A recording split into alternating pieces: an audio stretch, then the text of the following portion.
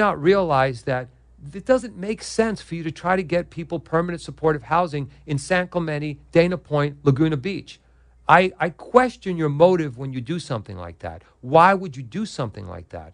Is it because you can drive some socialite after your $200 lunch at Zing Cafe? You all climb back into your Tesla and your Range Rover and you drive to this place and you warm the heart up, and then you go back and you say, let's make this year's fundraiser about this. And all of you dress up like that and you dance. Your husbands cut deals. They get their tax write-offs. You feel good about it. And then you dump a bunch of homeless people, and then you're back in Emerald Bay and you're back up in the hills and you don't have to deal with it. Well, you know what? I have to deal with it. The resident of this community has to deal with it.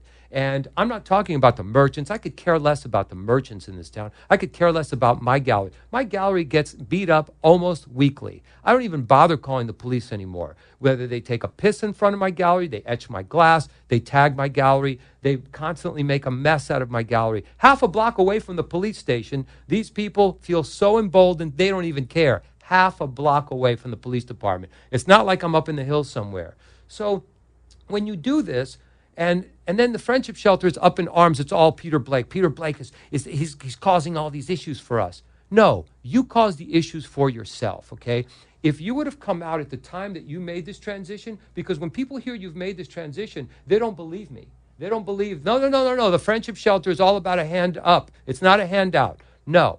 They decided to work with federal funds. Those federal funds, HUD money, comes with no discrimination because the federal government decided that drug addiction is a disease. Therefore, it's protected by the American Disabilities Act. So in order for you to work with those federal funds, you can't discriminate against drug addicts. So you're looking for the chronically homeless. They should have come out when that transition happened and said, it would have been perfectly acceptable, and it would have been just totally honorable for them to say, look, we've decided that there are plenty of programs to help the mom who lost her job that's trying to feed her kids, the guy who fell off the ladder that is looking at 3 months, without work. There are programs that all you have to do is ask, whether it's faith-based, whether it's the state of California.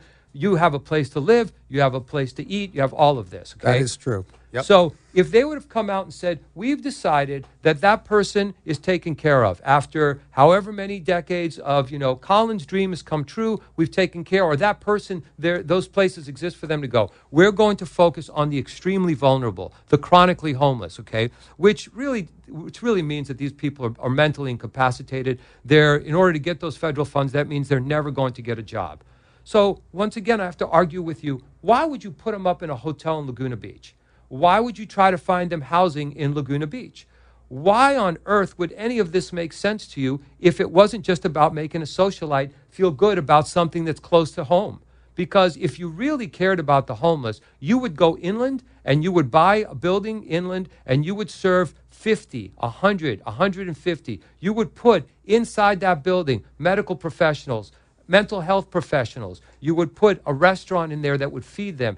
If it came down to it, I know that we can pretty much hit some extremes in terms of all of this. Yeah. We could put a needle exchange program in there, and we can serve them vodka until it came out of their ears. Whatever it is that you want to do, but don't blame Peter Blake. And I'll say this: of all of the people that have had their disagreements with me, and it's not hard to do because, as you can see, I'm perfectly transparent. Yeah. I will take that risk. The most uncompassionate, the most vicious attacks have come from the Friendship Shelter. The people who are supposed to be the most compassionate have compassion for the meth addict right now who's got his pants down on Main Beach, has no compassion for Peter Blake, who they've known for 30 years. And that's what really, it makes me look at them. And then, of course, Dawn Price, the spin machine. When we talk about spin, no one spins it like Dawn Price. Love her to death. She can literally... helping one person at a time. Okay, you know what I hear? One person at a time, destroying the quality of life for 23,000. And emboldening and entitling that person to sit there on the beach and do nothing, okay? How are you helping this person?